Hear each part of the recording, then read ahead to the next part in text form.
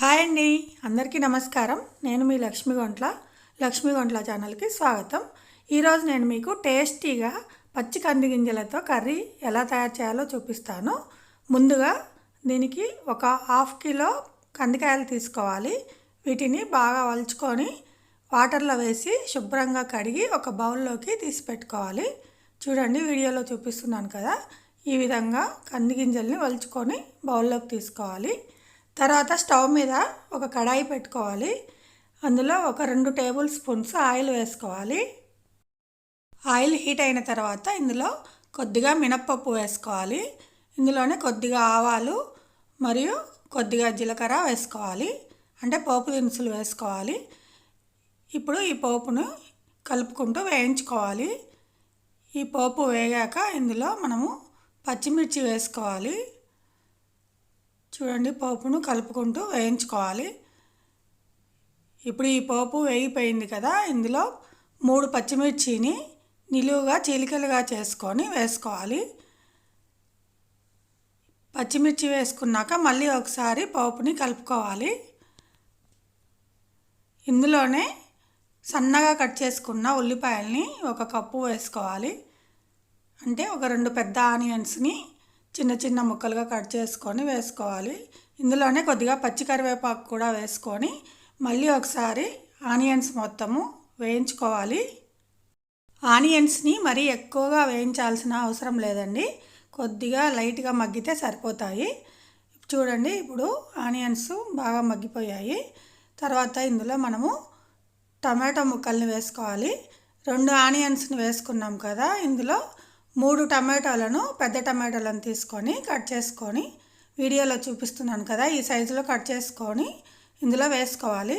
తర్వాత మళ్ళీ టమాటోలు, ఉల్లిపాయలు, పోపు అంతా కలిసేటట్లు బాగా కలుపుకోవాలి.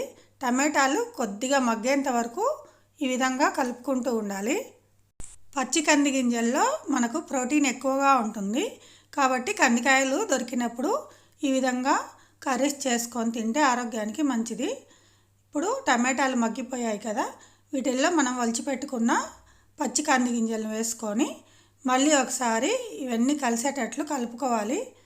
టమాటాలు, ఉల్లిపాయలు, పచ్చి కంది గింజలు, పోపు అంతా కలిసేటట్లు బాగా కలుపుకోవాలి. ఇలా కలుపుకున్న తర్వాత ఇందులో ఒక పెద్ద గ్లాసు వాటర్ పోసుకోవాలి. మీకు పచ్చి కంది గింజలు ఉడికించుకోవడం లేట్ అవుతుంది అనుకుంటే కంది గింజల్ని కుక్కర్లో వేసి ఒక విజిల్ రానిచ్చి ఉడికించారంటే బాగా మెత్తగా ఉడికిపోతాయి.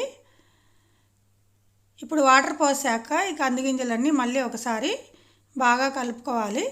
కలిపిన తర్వాత ఇందులో కొద్దిగా పసుపు, అంటే ఒక హాఫ్ స్పూన్ పసుపు వేసుకొని ఒక హాఫ్ స్పూను సాల్ట్ వేసుకోవాలి. అంటే కంది గింజలకు సరిపడా సాల్ట్ వేసుకొని మళ్ళీ ఒకసారి అంతా కలుపుకొని దీనిపైన మూత ఉంచుకొని ఉడికించుకోవాలండి. చెప్పాను కదా, కంది గింజలు ఉడకడానికి కొంచెం టైం పడుతుంది. ఈ ప్రాసెస్ లేట్ అవుతుంది అనుకుంటే మీరు ప్రెషర్ కుక్కర్లో వేసుకొని ఒక విజిల్ రానిచ్చారంటే కంది గింజలు మెత్తగా అయిపోతాయి. అప్పుడు వాటిని యాడ్ చేసుకుంటే సరిపోతుంది. 10 మినిట్స్ అయిపోయింది కదా, ఫ్లేమ్ మీడియంలో పెట్టి ఉడికించుకోవాలండి. చూద్దాము, ఇప్పుడు ఈ స్టేజ్లో ఒకసారి కంది గింజల్ని బాగా కలుపుకోవాలి. వాటరు తగ్గిపోయాయి కదా, ఇప్పుడు మళ్ళీ మనము దీనికి ఒక సగం గ్లాస్ వాటర్ యాడ్ చేసుకుందాము. వాటర్ యాడ్ చేసుకున్న తర్వాత మళ్ళీ ఒకసారి ఈ కర్రీ మొత్తం కలుపుకొని మళ్ళీ దీనిపైన మూత ఉంచి ఒక 10 మినిట్స్ ఉడకనివ్వాలి. గింజలు తినడం వల్ల మనకు ఎముకలు కూడా బాగా స్ట్రాంగ్గా అవుతాయి. అంతేకాదు ఇందులో ఉండే ఫైబరు జీర్ణశక్తికి సహాయపడుతుంది. ఇప్పుడు 10 మినిట్స్ అయిపోయిందండి. దీని మీద మూత తీసి కర్రీ ఉడికిందేమో చూద్దాము. ఒకసారి బాగా కలుపుకొని, గింజలు బాగా ఉడికిపోయాయి, చూస్తేనే అర్థమవుతుంది కదా, ఒకసారి చూద్దాము. చూడండి, బాగా మెత్తగా ఉడికిపోయాయి. ఇలా కంది గింజలు మొత్తము బాగా మెత్తగా ఉడికిపోయిన తర్వాత ఇందులో ఒక half teaspoon garam masala వేసుకోవాలి. ఒక 1 టీ స్పూను కారం వేసుకోవాలి. ఒక హాఫ్ టీ స్పూను సాల్ట్ వేసుకోవాలి. మనము కంది గింజలు ఉడికించుకునేటప్పుడు ఫస్ట్ హాఫ్ స్పూన్ వేసుకున్నాం కదా, ఇప్పుడు ఒక హాఫ్ స్పూన్ వేసుకుంటే టేస్ట్ సరిపోతుంది. ఉప్పు, కారం, గరం మసాలా వేసుకున్న తర్వాత మళ్ళీ ఒకసారి కర్రీ మొత్తం బాగా కలుపుకొని మళ్ళీ ఒక 5 మినిట్స్ ఉడికించుకోవాలి. ఈ కంది గింజల్లో ప్రోటీన్ ఎక్కువగా ఉంటుంది, అంతేకాకుండా B12 ఐరన్ కూడా ఎక్కువగా ఉంటుంది. కాబట్టి రక్తహీనతతో బాధపడేవారు ఈ కంది గింజలతో ఎక్కువగా వంటలు చేసుకుంటే వాళ్ళకి రక్తహీనత తగ్గుతుంది. చూడండి, కర్రీ బాగా ఉడికిపోయింది కదా. ఫైనల్గా కొత్తిమీర వేసుకొని, ఒక కప్పు కట్ చేసుకున్న పచ్చి కొత్తిమీర వేసుకొని కలుపుకోవాలి.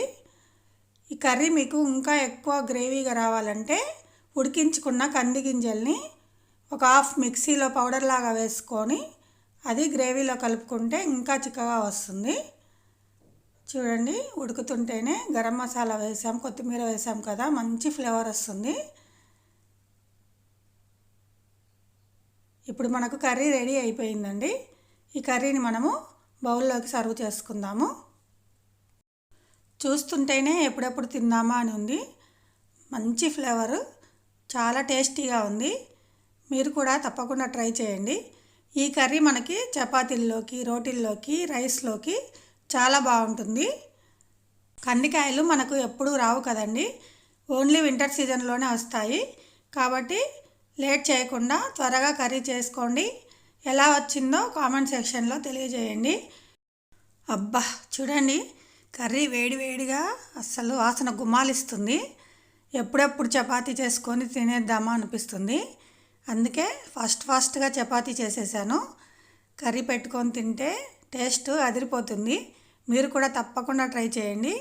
ఎలా వచ్చిందో తప్పకుండా కామెంట్ సెక్షన్లో తెలియజేయండి. ఈ వీడియో మీకు నచ్చితే లైక్ చేయండి, షేర్ చేయండి, సబ్స్క్రైబ్ చేయండి. కొత్త వాళ్ళు ఎవరైనా నా వీడియోస్ చూస్తున్నట్లయితే తప్పకుండా సబ్స్క్రైబ్ చేసుకోండి. మరిన్ని వంటకాల కోసం తప్పకుండా లైక్ చేయండి. Thank you for watching.